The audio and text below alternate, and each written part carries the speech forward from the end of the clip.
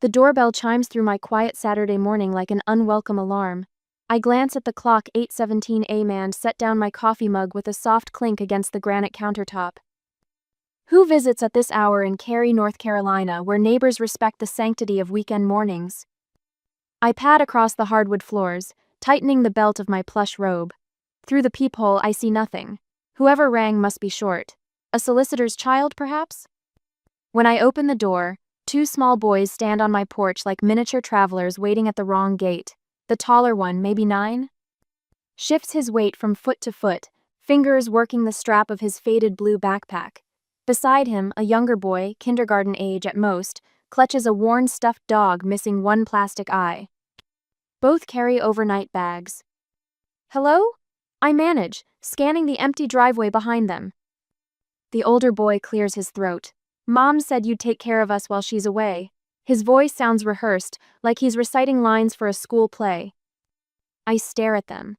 The younger boy, Micah, I suddenly remember, sucks his thumb, dark eyes watching me with the wariness of a much older soul. Dawson? I say, recognizing my sister's oldest son. Where's your mother? Dawson shrugs, the practiced confidence slipping. She dropped us off. Said to give you this. He thrusts a folded paper into my hand. My fingers tremble as I unfold it. Julissa's looping handwriting crawls across the page. Blythe, needs some me time. Boys are yours till November. Keys to my apartment on Dawson's backpack if you need their stuff. Thanks, sis. The blood drains from my face. November? That's 9 weeks away.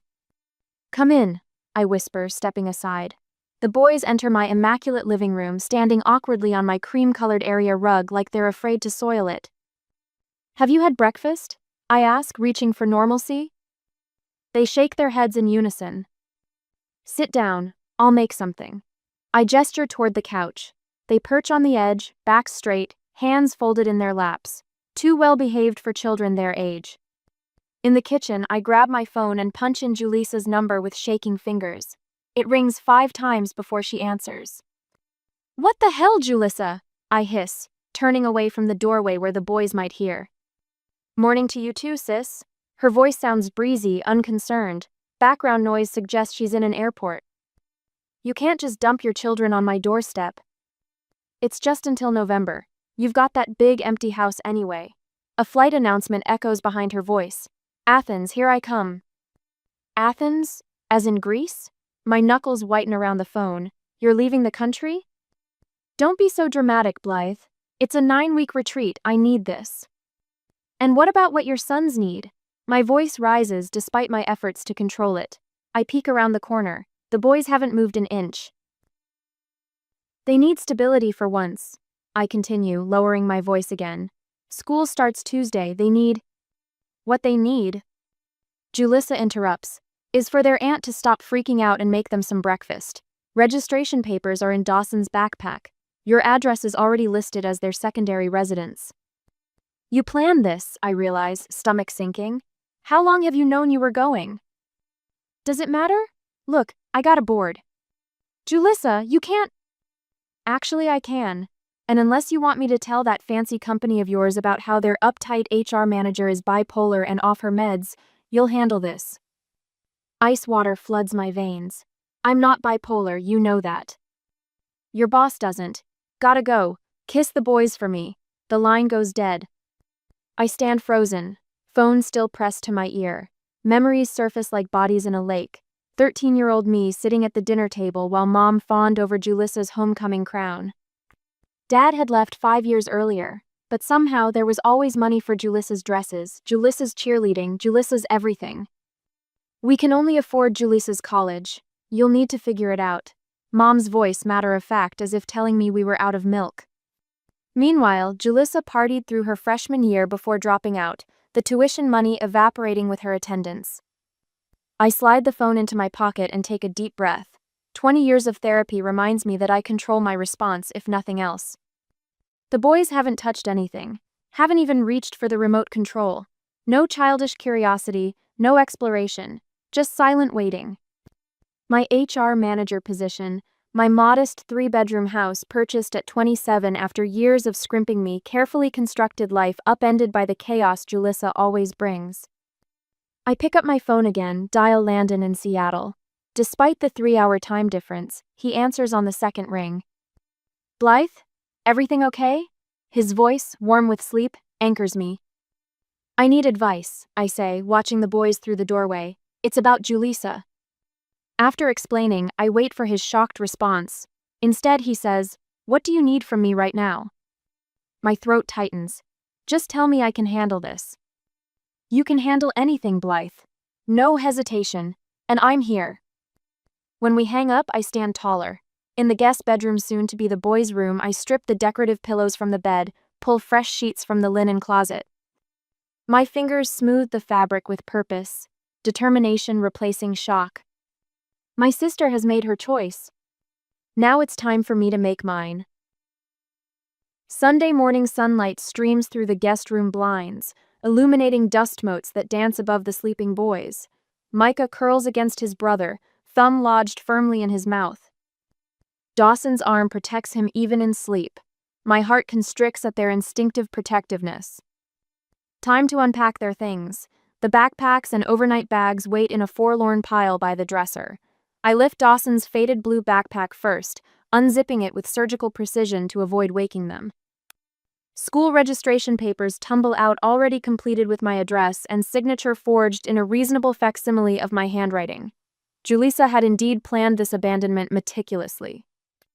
Between folders and notebooks, I discover a crumpled field trip permission slip.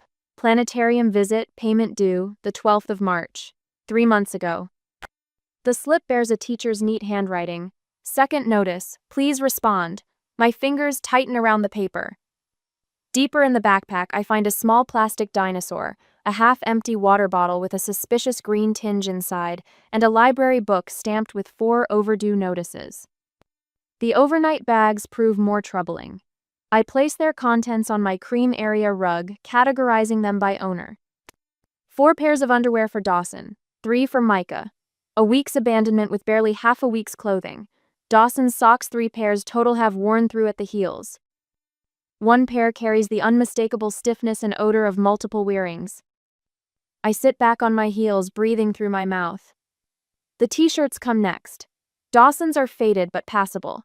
Micah's sleeves are frayed, the collars stretched. Both boys have exactly 1 pair of jeans each. Micah's bare department store tags, size 4T. The boy wears at least a 5. Those are new, comes a small voice from the doorway. I startled, turning to find Micah watching me, stuffed dog clutched against his chest. Good morning, sweetie. I'm just putting your things away. His dark eyes track my hands. Mommy bought those for my birthday, but she forgot I growed. When was your birthday, Micah? April. He holds up 4 fingers, then corrects to 5. I'm 5 now. 2 months ago. Tags still attached. Are you hungry? I ask, forcing brightness into my voice. He nods. I can make cereal. I know how. You don't need to make your own breakfast here, I tell him, standing. I'll make something special. How about pancakes? His eyes widen, but uncertainty clouds them. We only get pancakes when Mommy's boyfriend makes them. Which boyfriend is that? I ask carefully, extending my hand. He takes it trustingly. Steve. He was nice. He left a long time ago. In the kitchen, I lift him onto a counter stool. Dawson appears moments later. Hair mussed but eyes alert. He glances at his brother, then the ingredients I've assembled. Can I help? He asks, voice deliberately casual. Absolutely. Want to stir the batter? He nods, climbing onto the stool beside Micah. As I crack eggs into a bowl, I ask, do you boys usually make your own breakfast? Dawson's shoulders tense. Sometimes, when Mom sleeps late. And how often is that? He concentrates on the batter, stirring with mechanical precision. Most days, she works nights sometimes. Micah interjects. She sleeps with her door locked. My phone vibrates against the countertop. Julissa's name flashes on the screen. I consider ignoring it, but evidence collection begins now. Good morning, I answered, voice neutral. Hey, sis, Julissa slurs, background noise suggesting a crowded beach. Just checking that everything's cool with my boys. They're fine. I reply, turning away from curious eyes. Though I'm concerned about their clothing situation, Micah's jeans still have tags from his birthday 2 months ago and they're too small. Don't start with me, she snaps. Not everyone can afford fancy clothes like Miss Corporate America. Some of us have real problems. Like affording Greek vacations? I deserve this break after everything I've been through, she hisses. Don't make a big deal out of nothing. I count to 3 silently. Julissa, the boys barely have enough underwear for... Oh, for God's sake, she interrupts. They're boys. They can wear things twice. The call beeps with another incoming call, Mom. Of course. We'll talk later. I tell Julissa, switching lines. Blythe, what's this about you giving Julissa trouble? Mom's accusatory tone slices through pleasantries. Hello to you too, Mom. Julissa deserves this vacation. You wouldn't understand what it's like to be a mother. The familiar dismissal stings less than it used to. I'm looking at evidence of neglect, Mom. The boys make their own breakfast because she locks herself in her bedroom. So dramatic, she scoffs. Just because you schedule your toilet breaks doesn't mean everyone parents by spreadsheet. I watch the boys arranging blueberries into smiley faces on their pancakes. This isn't the first time she's abandoned them, is it? Her silence confirms my suspicion. Who had them last time, you? Their father took them for a few days, she admits reluctantly. Bradley hasn't seen these boys in 3 years, I counter, remembering Julissa's complaints about her ex's absence. Not Bradley, Micah's father. I freeze. Who exactly is Micah's father? More silence. Mom? Victor something. Russian fellow. He and Julissa were together briefly. The pieces click into terrible alignment. And you let her leave the boys with a virtual stranger? He is Micah's father. Does he have legal custody? Any custody? Honestly, Blythe, not everything needs papers and permission slips. My therapist would be proud of how calmly I say, I need to go now before ending the call. When I turn back, both boys have cleaned their plates. Dawson's eyes meet mine with an understanding far beyond his 9 years. Are you going to send us back to Mom? He asks, shoulders already bracing for disappointment. The question settles something inside me. I reach for my laptop. No, Dawson, I'm not. The next day, the fluorescent lights of Target buzz overhead as I guide my cart down the children's clothing aisle. Dawson trails behind me, his fingers skimming across the hanging shirts while Micah clings to my hand with surprising strength for a 6-year-old. Okay, boys, I announce, stopping at a display of graphic tees. You each need to pick out 5 shirts, 3 pairs of pants, and new underwear and socks. Dawson stares at me, brown eyes widening. We can pick them ourselves? Of course. The question squeezes something in my chest. Why wouldn't you? He shifts his weight, tennis shoes squeaking against the polished floor. Mom always just gets whatever's on sale. Sometimes they're too small, but she says we'll grow into them. I swallow hard. Well, today you choose what fits and what you like. Dawson looks at the price tag on a dinosaur t-shirt, then quickly puts it back. How much are we allowed to spend? He asks, voice barely audible. I kneel to his eye level, ignoring the ache in my knees. Dawson, don't worry about the price, just find clothes you'll feel good wearing. His fingers tremble slightly as he reaches for the dinosaur shirt again. Beside me, Micah's grip tightens, his small body pressed against my side. What about you, Micah? See anything you like? He points to a shirt with a cartoon dog that looks remarkably like his stuffed animal. You want to try that on? He nods but doesn't move from my side. I'll come with you, I assure him, realizing he's afraid I'll disappear if he lets go. The thought makes my stomach twist. An hour later, the cart overflows with new clothes, shoes, and necessities. As we pass the toy section, Micah's eyes lock onto a display of action figures, but he says nothing. Dawson tries to hurry him along with practiced efficiency. I stop the cart. Would you like to look at the toys? Their synchronized head shaking doesn't match the longing in their eyes. That night, after they've gone to bed in their new pajamas, I sit at my kitchen table with a color-coded schedule spread before me. Bedtime, 8:30 p.m. Homework, 4 o'clock to 5:30 p.m. Family dinner, 6 p.m. sharp. I need structure to survive this, and so do they. The first week passes in a blur of school registration forms, doctor appointments, and learning curves steeper than I imagined possible. I schedule everything with precision: their lunches packed the night before, clothes laid out, routines established with the rigor of a military operation. On the fifth night, a scream rips through the darkness, yanking me from sleep. I bolt upright, heart hammering against my ribs as I stumble toward the boy's room. Micah thrashes in his bed, small limbs tangled in the sheets, face contorted. "No, no, don't hurt Dawson, please." I gather him into my arms, his body burning hot through his thin pajamas. "Micah, wake up. It's Aunt Blythe. You're safe." His eyes fly open, unseeing at first, then focusing on my face. The sob that breaks from him sounds like it's being torn from somewhere deep. "The scary man was here," he hiccups against my shoulder. "What scary man?" I smooth his damp hair from his forehead. "Victor," comes Dawson's voice from the other bed. He sits up, knees pulled to his chest. "Mom's boyfriend, the big one with the tattoos." I rock Micah gently, his tears soaking through my nightshirt. "Did Victor hurt you boys?" Dawson's silence speaks volumes. "He grabbed Micah once," he finally says. "When Mom was sleeping, I tried to stop him." Micah's crying intensifies. "Mom's boyfriends come and go," Dawson continues, voice unnaturally flat. "Some are mean." I hold Micah tighter, extending my other arm to Dawson. After a moment's hesitation, he slides off his bed and joins us, his thin frame rigid against mine. "No one is going to hurt either of you again. I promise," the words burning like a vow. "Not while I'm here." Later that week, a package arrives. The boys watch with suspicious curiosity as I place it on the coffee table. "This is for both of you," I explain, pushing it toward them. Dawson looks at me, then at the box. "Why?" "Because I thought you might enjoy it." With careful movements, he unwraps the Nintendo Switch and 2 games. Their expressions transform Dawson's controlled mask, cracking into genuine surprise, while Micah bounces on his toes.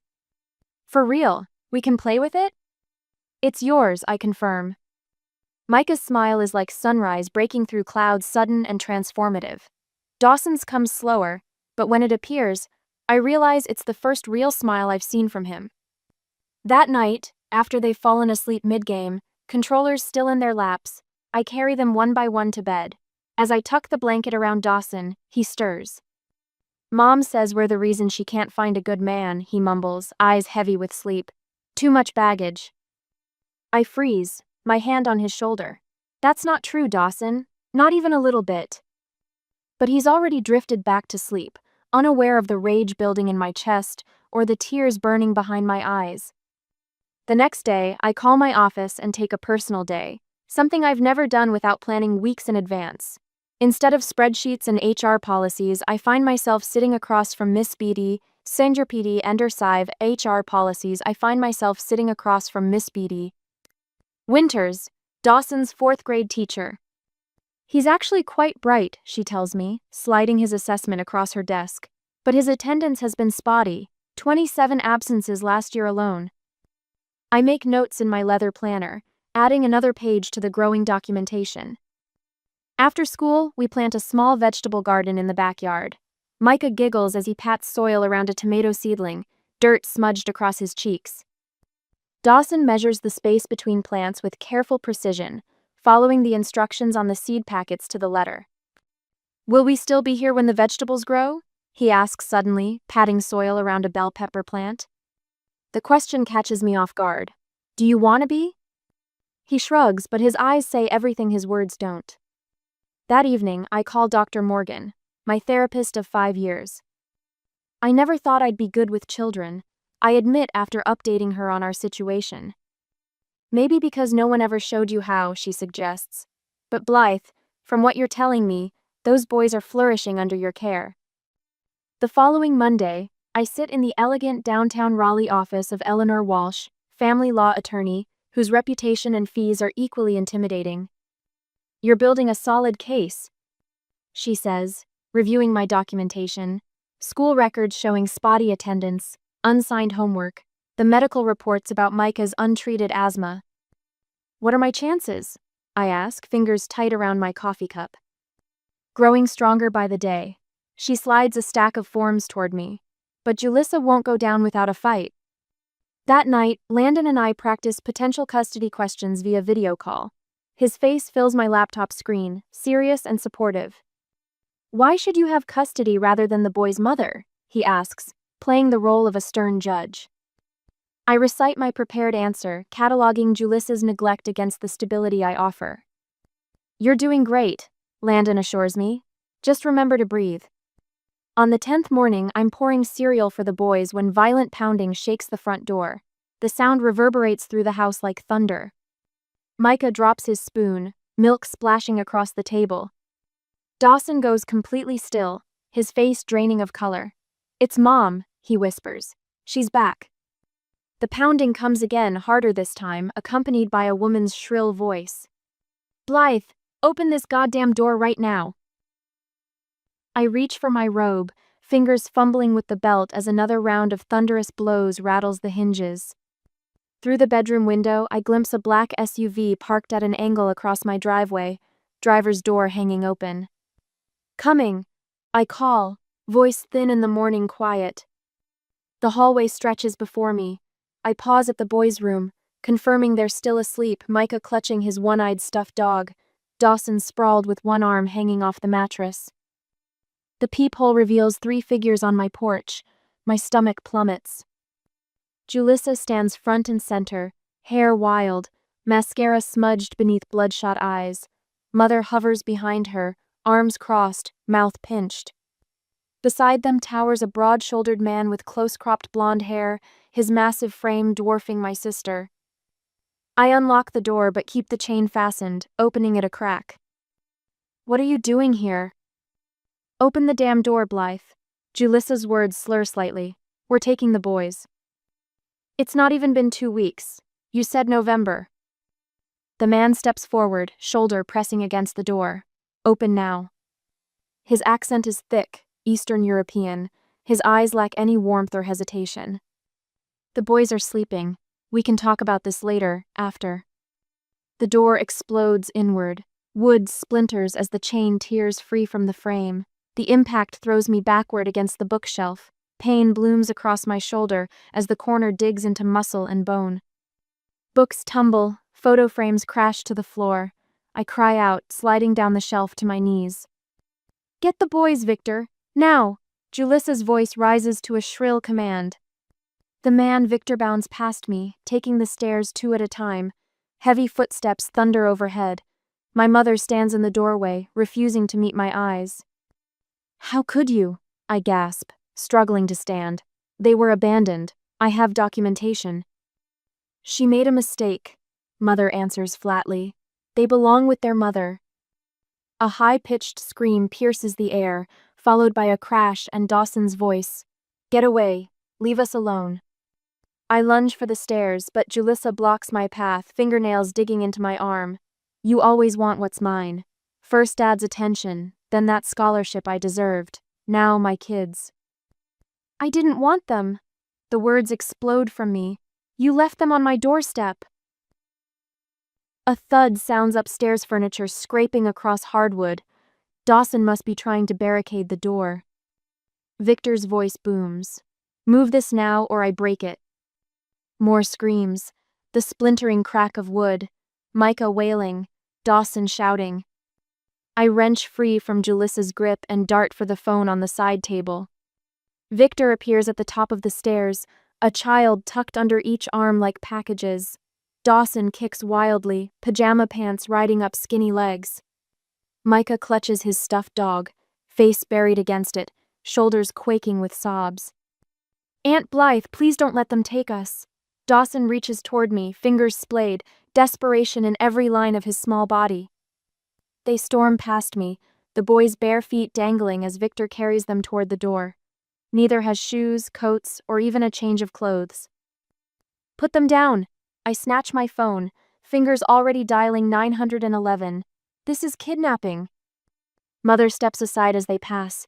Micah lifts his head, eyes finding mine, terror emptying his face of all color. "Aunt Blythe?" His voice, tiny and broken, will haunt my nightmares forever. The operator answers just as the SUV doors slam. 911, what's your emergency? My voice steadies, clarifies, focuses through the pain radiating from my shoulder. I need to report a kidnapping. Next week, Monday, the courtroom air hangs heavy with anticipation as the bailiff announces the judge. I straighten my charcoal gray suit jacket and stand with everyone else. Across the aisle, Julissa sits in handcuffs, orange jumpsuit making her look smaller than I remember. Her eyes find mine, and the hatred there stops my breath. All rise for the Honorable Judge Marianne Howell. The charges against my sister sound surreal as they echo through the courtroom. Assault, child endangerment, resisting arrest, attempted kidnapping. When did the girl who borrowed my clothes without asking become this stranger in prison orange?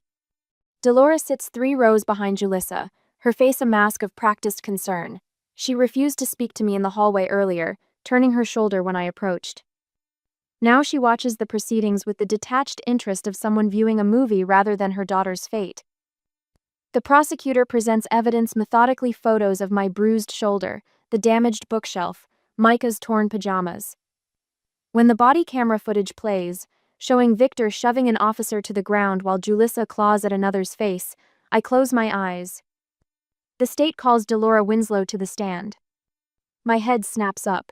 Next to me, Eleanor Walshme, attorney with her immaculate silver bob and take no prisoners attitude, leans forward. Interesting, she whispers. This wasn't on the witness list. Delora approaches the stand looking older than her 63 years, the light catching the deep lines around her mouth. After she swears to tell the truth, the prosecutor steps forward. Mrs. Winslow, please describe your daughter Julissa's state of mind on the morning of the 18th of October. Delora clears her throat. She was angry, said she needed to get her boys back. And did she mention how she planned to do this? A pause. Delora glances at Julissa, then down at her hands. She said Victor would handle anyone who got in the way. Julissa makes a strangled sound. Her attorney places a restraining hand on her arm. And what did you understand that to mean? That he would. Delora swallows hard. Use force if necessary. The testimony continues, each word driving another nail into Julissa's case. Delora describes how Julissa planned to take the boys to Canada. How Victor had connections who could get them across the border without passports. How she'd known about the plan but thought Julissa deserved her children. By the time she steps down, avoiding eye contact with both her daughters, the betrayal is complete. My mother has saved herself by sacrificing Julissa just as Julissa once sacrificed her children by leaving them on my doorstep. The sentencing comes 3 weeks later. 22 years. No parole for the first 10. The sound Julissa makes when she hears the number will haunt my dreams. I should feel vindicated. Instead, I feel hollow. This isn't over, Eleanor says as we exit the courthouse. CPS called this morning. Dawson's biological father has filed for custody. The ground seems to shift beneath my sensible pumps. Bradley Wilson? He's never even met Dawson. Apparently Delora contacted him. Eleanor pulls me away from a reporter trying to catch our conversation. He's claiming he didn't know he had a son until recently. That's impossible. Julissa told me she informed him when she got pregnant. Well, he's got a different story now. Clean-cut, steady job in Charlotte. Wife who stays home. The perfect little family picture. Something cold settles in my stomach. What does this mean for my petition? It means we fight harder. Eleanor squeezes my arm. The hearing is next Friday. Wear the navy blouse with your gray suit. No jewelry except your grandmother's pearls. We want you to look conservative but not cold. The hearing was worse than I imagined that day. Bradley Wilson arrives with his attorney and a woman he introduces as his wife. He wears a crisp button-down and speaks with practiced sincerity about stepping up and doing the right thing. He explains he never knew about Dawson until Delora's recent call. His words smooth as river stones. Judge Harmon peers over her glasses. And you've never paid child support for this child? Your Honor, I can't pay for a child I didn't know existed. His voice carries just the right note of regret. I sit with my hands folded tightly in my lap, thoughts racing toward the boys. They're in a foster home across town, safe but separated from me. Micah had clung to my leg during our last supervised visit, begging to come home. Dawson had grown quieter, his eyes tracking every adult movement as if expecting sudden violence. Given the complexity of this case, Judge Harmon says, shuffling papers, I'm delaying permanent placement pending a full investigation of both households. The children will remain in foster care during this process. The air rushes from my lungs. More waiting, more uncertainty. How long? I whisper to Eleanor as we stand. Could be months, she murmurs back. But don't worry, he won't show up for the next hearing. Men like him never do. The prediction proves true. Over the following year, Bradley Wilson missed 2 more hearings. My apartment walls gradually fill with the boys' artwork from our weekly visits. I bring books, games, and homemade cookies to the sterile CPS visitation room. I document every interaction, every conversation, building my case day by patient day. When Landon surprises me by flying in from Seattle for the 4th hearing, I almost collapse with relief at the sight of him waiting outside the courthouse. His familiar arms around me feel like the first safe harbor I've found in months. I couldn't let you face this alone again, he says against my hair. Inside, Judge Harmon notes Bradley Wilson's absence with a disapproving frown. Eleanor presents our complete evidence. My stable home, income, relationship with the boys, consistent visitation record. The judge reviews the thick case file, glasses perched on her nose. The courtroom falls silent. Full legal custody is granted to Blythe Winslow, effective immediately. The words don't register at first. Then Landon squeezes my hand and I realize we won. The boys are coming home. On the coming home day, the morning light filters through blue curtains I hung last weekend, constellations for Dawson, dinosaurs for Micah. The guest room transformed over months of waiting, from bland beige to vibrant proof of my determination. A room ready for permanent residence. My hands shake as I smooth the quilts one final time. After 593 days of court battles, home studies, and supervised visits at the CPS office, today I bring my boys home. You've got this. Landon's voice comes through my phone speaker, warm despite the 3,000 miles between us. They've been waiting for this day as long as you have. I exhale slowly. What if they've changed too much? What if I'm not what they need anymore? Blythe, he says, the weight of his conviction carrying across the distance. You are exactly what they need, always have been. The drive to the foster home feels eternal. Each traffic light stretches into minutes, each mile a marathon. When I finally pull into the concrete driveway of the small ranch house, my heart hammers so hard I wonder if the social worker will hear it when she opens the door. Martha Daniels appears first, clipboard in hand, professional smile firmly in place. They're ready, she says, stepping aside. And then Micah. His small body barrels through the doorway, dark eyes wide with disbelief that transforms into joy so pure it steals my breath. He launches himself across the walkway and into my arms. You came back! You really came back! His words tumble out between sobs, small hands clutching my shoulders so tightly I'll find tiny fingerprint bruises later. I never left, sweetheart, I whisper into his hair. I was fighting for you the whole time. Dawson appears in the doorway, nearly a foot taller than when Victor carried him screaming from my house. His face is thinner, sharper, eyes wary beneath the overgrown bangs. His fingers work the strap of his backpack, the same nervous habit from that first morning on my porch. I hold out my free arm while still cradling Micah. Room for one more. He moves slowly, fighting for control with each step. When he finally reaches us, he stands rigid for one heartbeat, 2 then collapses against me with a sound so raw it splits me open. You kept your promise, he chokes out. The drive home fills with Micah's chatter about everything and nothing, while Dawson watches the familiar streets pass with quiet intensity. When we pull into the driveway, both boys fall silent.